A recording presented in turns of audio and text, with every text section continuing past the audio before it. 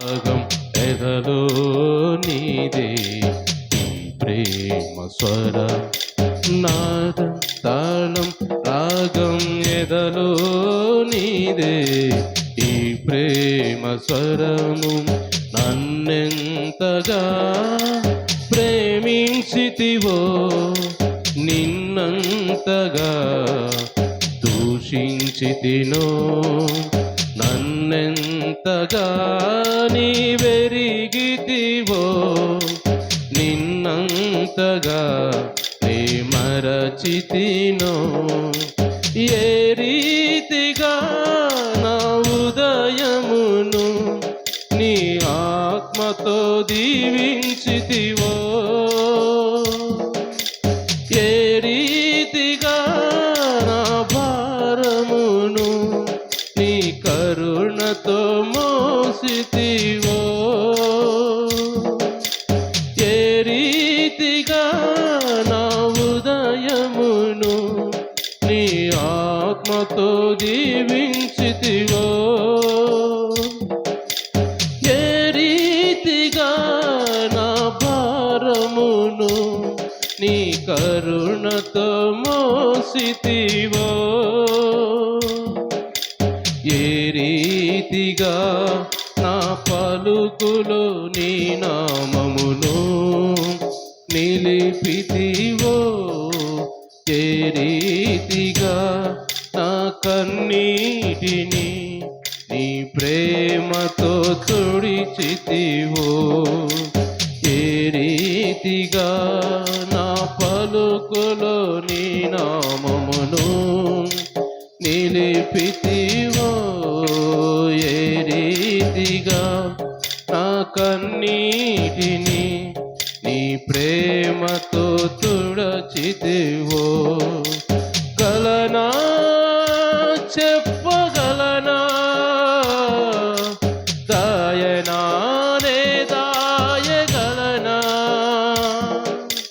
గలనా చెప్పగలనా దాయనానే దాయగలనా అయ్యా నా యేసయ్యా నాదం తాళం రాగం ఎదలో నీదే ఈ ప్రేమ స్వరము నాదం తాళం రాగం ఎదలో నీదే ఈ ప్రేమ స్వరము నన్నెంతగా ప్రేమించితివో నిన్నంతగా దూషించితినో నన్నెంతగా నీవెరిగితివో నిన్నంతగా నీ మరచితినో ఏ రీతిగా నా రాతను నీ చేతితో రాసితివో ఏ రీతిగా నా బాటను నీ మాటతో మలచితివో ఏ రీతిగా నా రాతను నీ చేతితో రాసితివో ఏ రీతిగా నా బాటను నీ మాటతో మలచితివో ఏ రీతిగా నా గమ్యమును నీ సిలువతో మార్చితివో ఏ రీతిగా నా దుర్గమును నీ కృపతో కట్టితివో యేసయ్యా ఏ రీతిగా నా గమ్యమును నీ సిలువతో మార్చితివో ఏ రీతిగా నా దుర్గమును నీ కృపతో కట్టితివో గలనా చెప్పగలనా దాయనానే దాయగలనా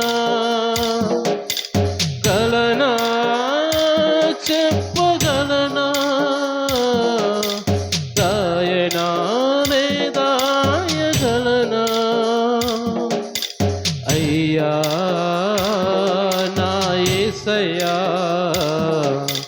నాదం తాళం రాగం ఎదలో నీదే ఈ ప్రేమ స్వరము నాదం తాళం రాగం ఎదలో నీదే ఈ ప్రేమ స్వరము నన్నెంతగా ప్రేమించితివో నిన్నంతగా దూషించితినో నన్నెంతగా నీవెరిగితివో నిన్నంతగా నీ మరచితినో. అవునయ్యా యేసయ్యా నీకు స్తోత్రం ప్రభా. నన్ను ఎంతగా మీరు ప్రభా ఎరిగి ఉన్నారో ప్రభా, అంతగా మేము మర్చిపోయిన వారిగా ఉంటున్నావు నాయన. అయ్యా పరిశుద్ధుడా నీకు వందనాలు ప్రభా.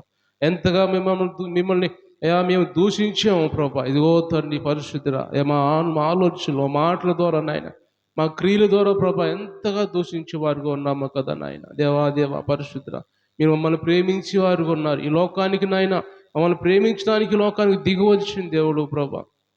లోకాన్ని ఎంతో ప్రేమించారని ప్రభా. అయ్యా పరిశుద్ధుడా నీకు స్తోత్రం అయ్యా. ఎంత ప్రేమ కలిగిన దేవుడు, ఎంత దయ కలిగిన దేవుడు నాయన. అయ్యా మమ్మల్ని దీవిస్తున్న దేవుడు, మా ఉదయాన్ని దీవించి ఉదయం లేవడానికి నాయన, మా పడక మీద నుంచి సజీవంగా లేవడానికి నాయన మా ఉదయాన్ని దీవిస్తున్న దేవా నీకు వందనాలు. మాతో ఉంటున్న దేవా నీకు వందనాలు అయ్యా. మాతో నడుస్తున్న దేవా నీకు వందనాలు. మాకే అపాయం రాకుండా కాపాడుతున్న దేవా నీకు స్తోత్రాలయ్యా. స్తోత్రాలు ప్రభు. అందరూ కూడా దేవుని సన్నిధిలో ప్రార్థన చేసుకుందాం. పరిశుద్ధుడా ప్రేమామయుడా జీవాధిపతి అయిన దేవా, జీవము కలిగిన దేవా పరిశుద్ధుడా, మీ శ్రేష్టమైన ఘనమైన నామాన్ని బట్టి మీకే వందనాలు స్తుతులు స్తోత్రాలు కృతజ్ఞతలు చెల్లించుకున్నాం ప్రభా. ఇంతవరకునైనా మీ సన్నిధి మాకు తోడుగా ఉంచి ప్రభా. ఈ ఉపవాస ప్రార్థనలోనైనా 30వ రోజు ఉపవాస ప్రార్థన ప్రవేశపెట్టి రాత్రికాలం మీ సన్నిధిలో ప్రార్థించుకునే అవకాశం మాకు ఇచ్చిన దేవానికి స్తోత్రాలు కృతజ్ఞతలు చెల్లించుకున్నాం నాయన. వచ్చిన వీళ్ళందరూ కూడా జ్ఞాపం చేసుకోండి, దీవించండి, ఆశీర్వదించండి, ఆరోగ్యాలు దయచేయండి ప్రభా. మీ ఆత్మతో వాక్యముతో అందరిని నింపమని ప్రార్థిస్తున్నాం ప్రభా. దేవాదేవ ఇంకెవరైనా రావాల్సి ఉంటే ఇప్పుడైనా మీ సన్నిధికి రావడానికి సహాయం చేయమని ప్రార్థిస్తున్నాం నాయన. వాక్యం ధ్యానించుకోబోతుండగా మాతో అందరితో మీరు మాట్లాడి ప్రభా మీ నామాన్ని మీరు మహింపరచుకోమని యేసు పరిశుద్ధ నామని ప్రార్థన అడిగి పొందుకొని ఉన్నాం తండ్రి, ఆమేన్. అందరూ కూర్చుందామండి. అందరూ కూడా కూర్చుందాం. కొద్దిసేపు దేవుని వాక్యం ధ్యానం చేసుకుందాం. పరిశుద్ధ గ్రంథమైన బైబిల్లో నుంచి కొన్ని మాటలు మనము ధ్యానం చేసుకుందాం. అందరం కూర్చుందాం. కొద్దిసేపు మనం సమయం తక్కువ ఉంది కాబట్టి మనం అందరం కూడా కొద్దిసేపు దేవుని వాక్యం ధ్యానించుకొని ప్రార్థన చేసుకుందాం. మన పరిశుద్ధ గ్రంథమైన బైబిల్లో నుంచి యోహాను సువార్త 13వ అధ్యాయము, యోహాను సువార్త 13వ అధ్యాయము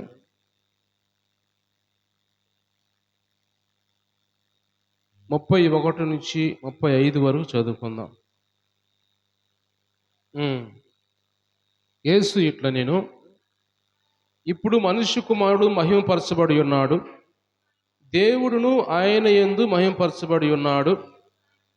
దేవుడు ఆయన యందు మహిమపరచబడిన ఎడల దేవుడు తన యందు ఆయనను మహిమపరచును, వెంటనే ఆయన్ని మహిమపరచును. పిల్లలారా, ఇంకా కొంతకాలం మీతో కూడా ఉందును, మీరు నన్ను వెదకుదురు, నేను ఎక్కడికి వెళ్ళుదునో అక్కడికి మీరు రారేదని నేను యూదులతో చెప్పిన ప్రకారము ఇప్పుడు మీతో కూడా చెబుతున్నాను. మీరు ఒకరినొకరు ప్రేమింపవలనని మీకు క్రొత్త ఆజ్ఞ ఇచ్చుచున్నాను. నేను మిమ్మును ప్రేమించినట్టు మీరును ఒకరినొకరు ప్రేమింపవలెను. మీరు ఒకరి ఎడల ఒకరు ప్రేమ గలవారైన ఎడల దీనిని బట్టి మీరు నా శిష్యులని అందరూ తెలుసుకొందురనెను. దేవుని స్తోత్రం చెల్లిద్దాం. హల్లెలూయా. దేవుని బిడ్డలు గమనించినట్టయితే ఇక్కడ పరిశుద్ధాత్మ దేవుడు మనతో మాట్లాడుచున్న మాటలు ఏమిటంటే, ఇక్కడ మనం రాత్రికాలం ధ్యానించుకున్న వాక్యము ఇస్కరియోతు యోధా గురించి, లేకపోతే అతను దేవుణ్ణి దగ్గర ఒక మొక్క పుచ్చుకొని బయటికి వెళ్ళిపోయినట్టుగా. ఆ తర్వాత మనం చూసుకున్నట్టయితే ఆ తర్వాత వాడు బయటికి వెళ్ళిపోయిన తర్వాత, ఆ యోధా బయటికి వెళ్ళిపోయిన తర్వాత యేసు ప్రభు ఆ శిష్యులతో మాట్లాడుతూ ఉన్నాడు. శిష్యులతో మాట్లాడుతూ నేను వెళ్ళిపోయే సమయం దగ్గరకు వచ్చింది కాబట్టి నేను యూదులతో ఎలాగైతే చెప్పానో నేను కనపడను, నేను వెళ్ళిపోతాను, మీరు నన్ను వెతుకుతారు కానీ నేను కనపడను అని ఏమైతే యూదులకు చెప్పానో మీతో కూడా అదే చెబుతున్నాను. నేను ఇక మీకు కనపడను అని చివరి రోజు అన్నమాట. ఇంకా చివరి రోజు వాళ్ళతో విందు చేసి చివరి విందులో పాల్గొని యేసు ప్రభు ఇకన ఆ శత్రువుల చేతికి, ఆ సిపాయిల చేతికి, అన్ని జనుల చేతికి అప్పగించబడిపోయే సమయం వచ్చింది. ఇంకా మీతో నేను ఉండను, మీకు కనపడను నేను అని యేసుప్రభు మాట్లాడుతూ అంటాడు, నేను మీకు క్రొత్త ఆజ్ఞ ఇస్తున్నాను ఒకటి అంటాడు. క్రొత్త ఆజ్ఞ ఏమిటయ్యా అంటే, నేను మిమ్మల్ని ప్రేమించాను కదా, అలాగే మీరు కూడా ఒకరినొకరు ప్రేమించుకోండి. నేను మిమ్మల్ని ప్రేమించినట్టే మీరును ఒకరినొకరు ప్రేమింపవలెను. మీరు ఒకరిని ఎడల ఒకరు ప్రేమ గలవారైన ఎడల దీనిని బట్టి మీరు అందరు కూడా నా శిష్యులని అనేకులు అందరు ప్రజలందరూ తెలుసుకుంటారు అని ఇక్కడ యేసు ప్రభు శిష్యులతో మాట్లాడుతున్నాడు. అలా ఆల్రెడీ ఒక వ్యక్తి బయటికి వెళ్ళిపోయాడు, యోధా బయటికి వెళ్ళిపోయాడు. 11 మంది శిష్యులతో మాట్లాడుతున్నాడు. మీరు ఒకరినొకరు ప్రేమించుకుంటూ ఉండండి, మీకు కొత్త ఆజ్ఞ ఇస్తున్నాను. బైబిల్లో పాత నిబంధనలు మనం గమనించినట్టయితే చాలా సందర్భాల్లో మనం చూస్తూ ఉంటాం. దేవుడు ఇచ్చిన 10 ఆజ్ఞల్లో ఆ 10 ఆజ్ఞల్లో ఒక ఆజ్ఞ మీ పొరుగు వారిని ప్రేమించండి అనే ఆజ్ఞ చాలాసార్లు లేవే కాండంలో చూస్తాం, నిర్గమకాండం 20 అధ్యాయాలు చూస్తాం, చాలా ద్వితీయోపదేశ కాండంలో చూస్తాం. ఈ ఆజ్ఞ అన్ని మీ పొరుగు వారిని ప్రేమించండి అనే మాట ఉంటుంది. కానీ ఆ పాత నిబంధనలో పొరుగు వారిని ప్రేమించడం కంటే ఈ కొత్త నిబంధనలో యేసు ప్రభు వచ్చిన తర్వాత ఈ లోకానికి ఆయన ప్రేమ వేరుగా ఉంది. పాత నిబంధనలో ప్రేమ అది అంతవరకు అంటే అది లిమిట్గా ఉంటుంది. ఏదైనా పాపం చేస్తే, తప్పు చేస్తే వాళ్ళు రాళ్లతో కొట్టాలి, చంపాలి. అయితే యేసుప్రభు వచ్చిన తర్వాత ఆ ప్రేమను మార్చాడు. ఆ ప్రేమను మార్చి ఎలాంటి ప్రేమ చూపించాలో ప్రజల మీద, ఎవరైనా తప్పు చేస్తే, పొరపాటు చేస్తే పాత నిబంధనలు రాళ్లతో కొడతారు కాబట్టి కొత్త నిబంధనలో యేసుప్రభు ఎలా చేశాడంటే వాళ్ళు క్షమించండి, వాళ్ళు పశ్చాత్తాపడతారు, అంతేగాని వాళ్ళు చంపడానికి వీలు లేదు అని యేసు ప్రభు లోకానికి వచ్చిన తర్వాత, మనుష్య కుమారుడుగా వచ్చిన తర్వాత ఆయన అన్ని మార్చి ఈ క్రొత్త ఆజ్ఞ మీకు ఇస్తున్నాను. ప్రేమించడం అంటే అది క్రొత్త ఆజ్ఞ కాదు, అయితే పాత నిబంధనలో ఉంది. కానీ నేను మీకు క్రొత్త ఆజ్ఞ ఇస్తున్నాను అంటే ఎలాంటి ఆజ్ఞ యేసు ప్రభు ఇస్తున్నాడంటే, నేను మీకోసం మిమ్మల్ని ఎలా ప్రేమించాను, నేను ఈ లోకాన్ని ఎలా ప్రేమించి వచ్చాను, నా ప్రేమ ఎలాంటిదో అది మీరు తెలుసుకొని అది మీలో ఉంటే మీరు కూడా ఒకరినొకరు ప్రేమించుకోండి. అప్పుడు ప్రజలందరూ కూడా, ప్రపంచం అంతా కూడా నా బిడ్డలు మీరు, నా శిష్యులు మీరు అని అందరూ తెలుసుకుంటారు అని యేసుప్రభు మాట్లాడుతున్నారు. ఇంతకీ మనం యేసుప్రభు ఎలాంటి ప్రేమ కలిగి ఉన్నాడు గమనించినట్టయితే, యేసుప్రభు ఆయన ప్రజల కోసం, ఆయన నమ్మిన వారి కోసం ప్రాణం ఇచ్చేవాడిగా ఉన్నాడు. ఆయన పొరపాటు చేస్తే, పాపం చేసిన వాళ్ళని క్షమించేవాడిగా ఉన్నాడు. ఆయనకి ఏదైనా బలహీనతగా ఉంటే వాళ్ళని బాగు చేసేవాడిగా ఉన్నాడు. లేకపోతే ఇంకేదైనా బాధల్లో, వేదనలో, శోధనలో ఉంటే వాళ్ళ దగ్గరికి వెళ్ళి వాళ్ళ కన్నీరు తుడిచేవాడిగా ఉన్నాడు. మనం చాలా సందర్భాలు బైబిల్ చూస్తూ ఉంటాం. కుమారుడు చనిపోయినప్పుడు లేదా కుమార్తె చనిపోయినప్పుడు మరి ఎంతో బాధతో, వేదనతో ఉన్నప్పుడు యేసు ప్రభు కన్నీరు తుడుస్తూ ఉంటాడు. అంటే యేసు ప్రభు ప్రేమ ఎంతగా ఉంటుందంటే బలహీనుల కోసం దగ్గరికి వెళ్ళి వాళ్ళని బలపరచడము, లేకపోతే చనిపోయిన వారిని తిరిగి లేపటము, లేకపోతే అంతకంటే ముఖ్యంగా అలాంటి వారి కోసం ప్రాణం ఇవ్వటం, త్యాగం చేయటము. యేసు ప్రభు ఇలా ఇవన్నీ చెప్పి వాళ్ళకి, నేను చూపించిన ప్రేమ ఇది, నేను చూపించిన నాలో ప్రేమ ఎలాంటిదంటే ఎదుటివారి కోసం మరణించాలి, అవసరమైతే ఎదుటివారి కోసం మరణించేంతగా ఉండాలి. అలాంటి ప్రేమ మీరు కూడా ఒకరినొకరు చూపించుకోండి, ఒకరి మీద ఒకరు చూపించుకోండి అంటాడు. అంటే మనం ముందు గమనించిన మాటల్లో రాత్రికాలం మనం ధ్యానించుకున్న మాటలు ఏమిటి, శిష్యుల పాదాలు కడుగుతూ ఉంటాడు. శిష్యుల పాదాలు కడుగుతున్నప్పుడు ఇస్కరియోతు యోధ కూడా శిష్యుల్లో ఉన్నాడు. ఇస్కరియోతు యోధ ఉన్నా కానీ ఆ యోధ కాళ్ళు కూడా ఆయన కడుగుతాడు. తెలుసు యేసు ప్రభుకి ఇతడు నన్ను అప్పగించబోతున్నాడు, ఇతను మంచి ఉద్దేశం లేడు అని తెలుసు. కానీ అతని కాళ్ళు కూడా కడిగాడు యేసు ప్రభు. అతని కాళ్ళు కూడా కడిగి, యోధ కాళ్ళు కూడా కడిగి, అంటే ఆయన ఎలా ప్రేమించాడు, ఎలాంటి ప్రేమ కలిగిన వాడు. ఈ లోకం సంబంధించిన ప్రేమలైతే ఈ లోకంలో అంతరించిపోతాయి. అవసరమైతే వాళ్ళు ప్రేమిస్తూ ఉంటారు, వాళ్ళ దగ్గర నుంచి ఏమైనా మనకు లాభం కావాలంటే ప్రేమిస్తూ ఉన్నట్టు నటిస్తారు. కానీ ఆ అవసరం అయిపోయిన తర్వాత ఎవరు కూడా పండించుకునే పరిస్థితుల్లో ఉంటారు. అలాంటి ప్రేమ ఈ లోక ప్రేమ. అయితే దేవుని యేసు ప్రభు చూపించిన ప్రేమ అంటే పాపులను ప్రేమించే ప్రేమ. ఆయన ఎవరైతే దూషిస్తూ ఉంటారో, ఆయన ఎవరైతే అవమానిస్తూ ఉంటారో అలాంటి వారిని ప్రేమించే ప్రేమ. చూస్తాం కదా, తండ్రి మీరు ఏం చేయించున్నారో మీరు ఎరుగురు కనుక వీరిని క్షమించండి అని యేసు ప్రభు మాట్లాడతాడు. మొట్టమొదటి మాట మాట్లాడతాడు. ఏం చేస్తున్నారు వాళ్ళు? యేసు ప్రభువుని చంపుతున్నారు, యేసు ప్రభువుని కొరడాలతో కొడుతున్నారు, హింసిస్తున్నారు, దూషిస్తున్నారు, రకరకాలుగా మాట్లాడుతున్నారు.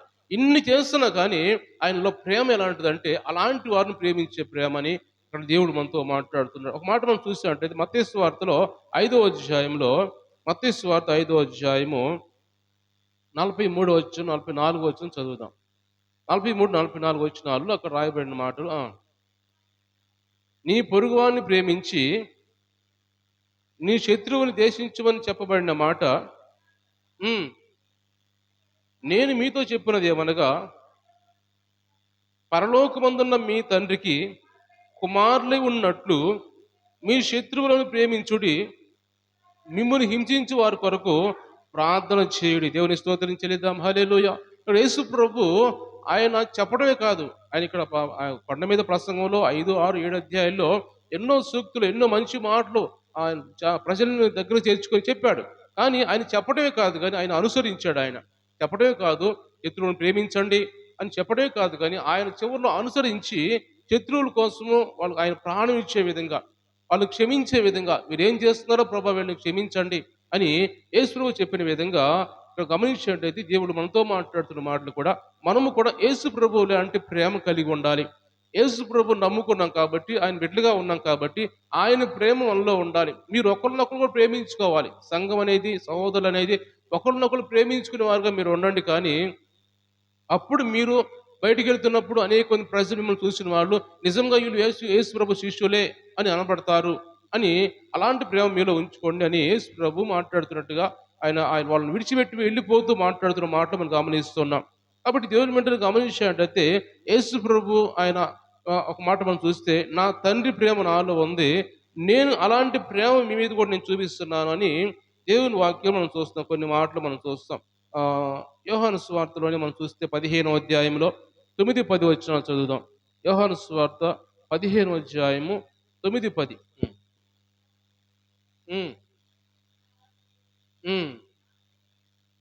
నా ప్రేమయందు నిలిచి ఉండుడి, నేను నా తండ్రి ఆజ్ఞలు గైకొని ఆయన ప్రేమయందు నిలిచి ఉన్న ప్రకారము మీరును నా ఆజ్ఞలు గైకొని ఎడల నా ప్రేమయందు నిలిచి ఉందరు. దేవుని స్తోత్రం చెల్లిద్దాం. హల్లెలూయా.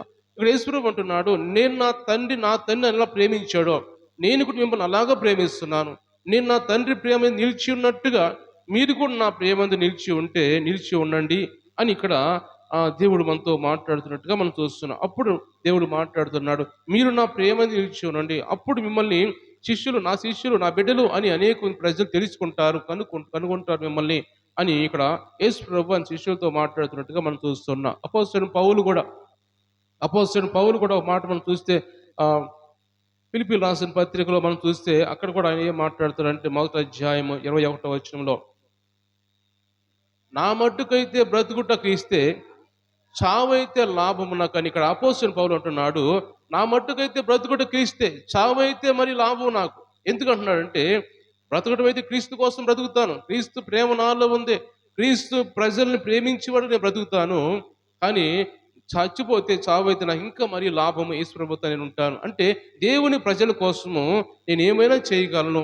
అంటే మనం చూస్తే కొరింథీయులకు రాసిన పత్రిక, మొదటి పత్రిక 13వ అధ్యాయంలో అపోస్తలుడైన పౌలు మాట్లాడుతూ అంటాడు, ప్రేమ లేని వాడినైతే ఎలా ఉంటాను నేను అనే దాని గురించి ఒక మాట మనం మొదటి పత్రికలో చూసినట్టయితే 13వ అధ్యాయము మొదటి నుంచి,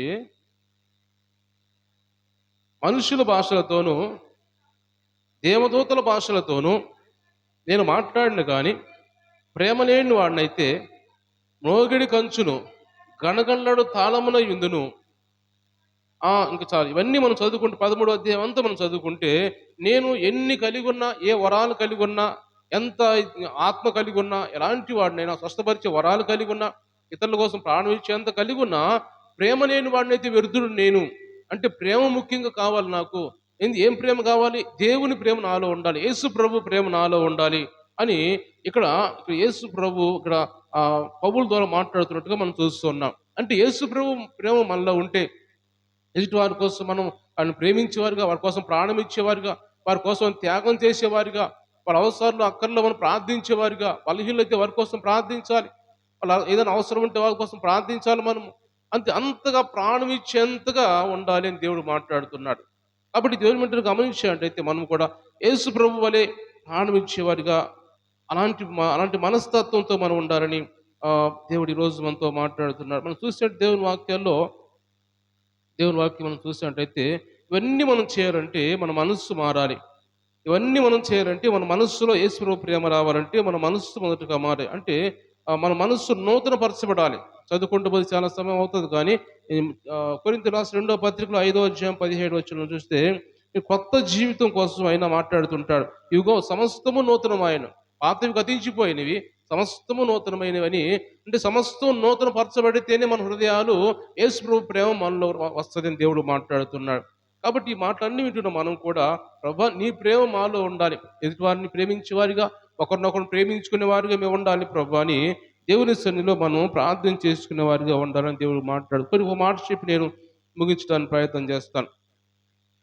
గమనించినట్టయితే యేసు ప్రభు చనిపోయిన తర్వాత యేసు ప్రభు మొదటి శతాబ్దంలో చనిపోయాడు. 33 సంవత్సరాలు బ్రతికి ఆయన చనిపోయాడు. అయితే 2వ శతాబ్దంలో రోమా సామ్రాజ్యం అనేది ఆ ప్రాంతం అంతా యెరూషలేము ఇజ్రాయెల్ దేశాన్ని అందరినీ పరిపాలిస్తున్న ఆ దినాలు 165 సంవత్సరం మొదటి శతాబ్దం 2వ శతాబ్దంలో రోమా సామ్రాజ్యము అంత పరిపాలిస్తున్న పరిస్థితులు అనమాట. అక్కడి నుంచి దాదాపు కొన్ని సంవత్సరాలు వాళ్ళు పరిపాలించారు ఆ దేశాన్ని. పరిపాలిస్తున్నప్పుడు 165 సంవత్సరం నుంచి దాదాపు 15 సంవత్సరాల పాటు ఆ దేశంలో ప్లేగు వ్యాధి వచ్చింది. ప్లేగు వ్యాధి వచ్చి భయంకరమైన ఆ ప్లేగు వ్యాధికి రోజుకు దాదాపుగా 1000 మంది, 2000 మంది, అలాగ 3000 మంది, అలాగా ఆ దేశంలో తెగులు వచ్చేసినట్టుగా ఒక్కొక్కరు పడిపోతున్నారు.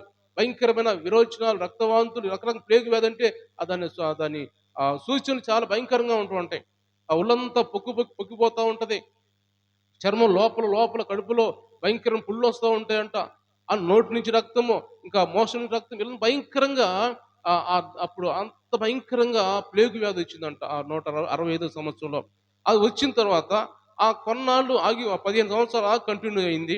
తర్వాత ఒక 50 సంవత్సరాలు ఆగిపోయిన తర్వాత మరణానికి రెండోసారి వచ్చిందంట అది. అయితే ఆ దెబ్బతోటి దాదాపుగా ప్రజలు చాలా మంది ఖాళీ అయిపోయారంట. కొన్ని వేల లక్షల మంది చనిపోయారంట అప్పుడు. చనిపోతే అక్కడ ఇతర దేవతలను పూజించేవారు కావచ్చు, విగ్రహారాధికులు కావచ్చు, వాళ్ళందరూ ఏం చేశారంటే ఈ చనిపోయిన వాళ్ళని బంధువులైనా సరే, వాళ్ళ కుమారుడైనా కుమార్తెలైనా ఎవరైనా వాళ్ళు విడిచిపెట్టేసి పారిపోతున్నారంట వాళ్ళు.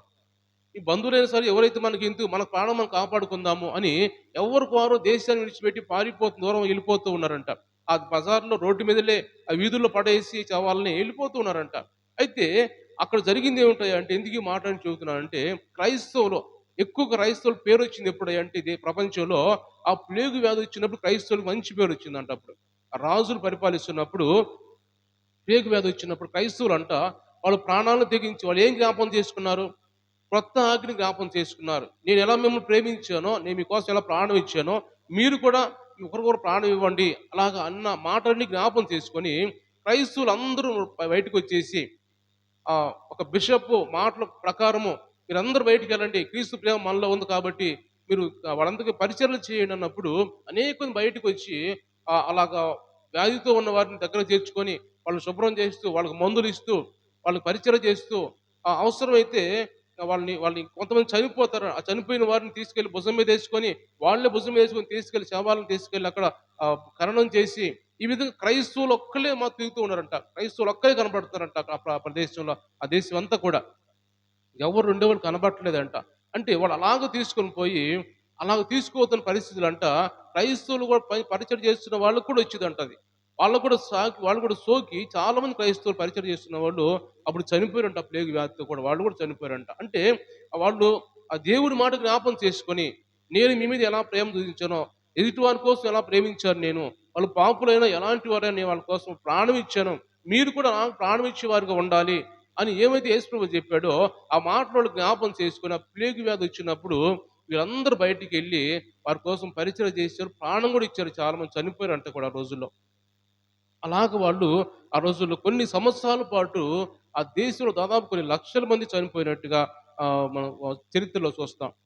కాబట్టి అలాంటి పరిస్థితుల్లో కూడా ఎందుకు వీళ్ళు క్రైస్తవులు బయటకు వచ్చారా అంటే క్రీస్తు ప్రేమ వాళ్ళలో ఉంది కాబట్టి. ఈరోజు ఎందుకు ఈ మాట నేను చెబుతున్నా అంటే క్రీస్తు ప్రేమ మనలో ఉంటే మనకు కూడా అలాంటి జాలి కలిగిద్ది. క్రీస్తు ప్రేమ మనలో ఉంటే మనకు కూడా అలాంటి త్యాగం అనేది మనకు వస్తుంది. ఎదుటివారి కోసం మనం ప్రయాసపడాలి, ప్రార్థన చేయాలి, కనీసం మనం వాళ్ళని పలకరించాలి. ఏదో ఒక విధంగా మనల్ని దేవుని ప్రేమ మనల్ని బలవంతం చేస్తూ ఉంటది. ఆ ప్రేమ మనలో లేకపోతే మనకు ఎంత మాత్రం కూడా మనం ఎవరు ఎలా వెళ్ళిపోతే మనకి ఎందుకులే అనే ఆలోచన మనకు వస్తుంది. కానీ దేవుని ప్రేమ మనలో ఉంటే అలా ఉండదు మనకి. అది దీన్ని బట్టి మనం తెలుసుకోవచ్చు. దేవుని ప్రేమ మనలో ఉంటే మనం ఎలా ఉంటున్నాం, దేవుని ప్రేమ మనలో లేకపోతే ఎలా ఉంటున్నాం అనేది కూడా మనం దీన్ని బట్టి మనకు మనమే అర్థం చేసుకోవాలి. ఎదుటివారిని పలకరించట్లేదా? దేవుని ప్రేమ మనలో లేదు. ఎదుటివారు బాధలో ఉన్నప్పుడు మనం పలకరించట్లేదా? దేవుని ప్రేమ మనలో లేదు ఎంత మాత్రం కూడా. పలకరిస్తున్నామా? మనకు అది అర్థమైపోయింది. నాలో దేవుని ప్రేమ ఉంది. యేసు ప్రభు ప్రేమ నాలో ఉంది. కాబట్టి నేను అంతగా క్లోజ్ వాళ్ళని శత్రువునైనా పలకరిస్తున్నాను. బాధల్లో పలకరిస్తూ ఉన్నాను నేను. ఒక ఆలోచన దాదాపు మనకి వచ్చిద్దని దేవుడు మనతో మాట్లాడుతున్నాడు. కాబట్టి ఈరోజు దేవుడు మనతో మాట్లాడుతున్న మాట యేసు ప్రభు యోధ లాంటి ద్రోహికి కాళ్ళు కడిగి, పాదాలు కడిగి ఆహ్, ఆహ్, తువాలు తీసుకొని ఎలా పాదాలు కడిగాడో, అలా అంత ప్రేమించేవాడుగా, శత్రువుని ప్రేమించేవాడుగా ఉన్నాడు అని ఇక్కడ యేసు ప్రభు అలాంటి మనస్సు మీరు కలిగి ఉండండి. నేను వెళ్ళిపోతున్నాను. ఈ లోకాన్ని విడిచిపెట్టి వెళ్ళిపోయే సమయం దగ్గరికి వచ్చింది కాబట్టి, అలాంటి మంచి మనస్సు మీరు కలిగి ఉండి, నేను వెళ్ళిపోయి మళ్ళా త్వరగా రాబోతున్నాను. ఈ లోపల మీరు ప్రపంచం అంతా తెలియబడాలి. ఎలా తెలియబడాలంటే, మీరు నా శిష్యులని తెలుసుకున్నట్లుగా నా ప్రేమ మీలో ఉంచుకోండి అని చెప్పి పోతూ యేసు ప్రభు ఆయన శిష్యులతో మంచి మాటలు చెప్పి పలికి వెళ్ళిపోయినట్టుగా బైబిల్‌లో మనం చూస్తూ ఉన్నాం. దేవుని స్తోత్రం చెల్లిద్దాం. హల్లెలూయా! కాబట్టి ఈ మాటలన్నీ వింటున్న మనం కూడా ప్రభా నీ ప్రేమ నాలో ఉండే విధంగా ప్రభా సహాయం చేయి ప్రభా. అలాంటి మంచి ప్రేమ నాలో ఉండాలి. ఎదుటివారిని, పొరుగు వారిని ప్రేమించే ప్రేమ నాకు ఉండాలి కానీ, నేను ద్వేషించేవాడిగా నేను ఉండకూడదు ప్రభా. అలాంటి మనస్సు నాకు ఉండొద్దు అని మనం దేవుని సన్నిధిలో ప్రార్థన చేద్దాం. దేవుడి మాట దీవించునుగా. కళ్ళు మూసుకుందాం, ప్రార్థన చేస్తున్నాం. అందరూ ప్రార్థన చేద్దాం. ప్రార్థన చేసుకుందాం. దేవా ఈ రోజునైనా మాతో మాట్లాడిన దేవా నీకు వందనాలు. మేము కూడా ప్రభా ఇగో మీరు చెప్పిన విధంగా క్రొత్త ఆజ్ఞ ఇచ్చుచున్నారని, నేను మిమ్మల్ని ఎలా ప్రేమిస్తున్నానో మీరు కూడా ఒకరినొకరు అలా ప్రేమించండి. ఇందును బట్టి మీరు నా శిష్యులని అందరూ తెలుసుకుంటారు అని చెప్పిన విధంగా పరిశుద్ధుడా మా గురించి అనేక మంది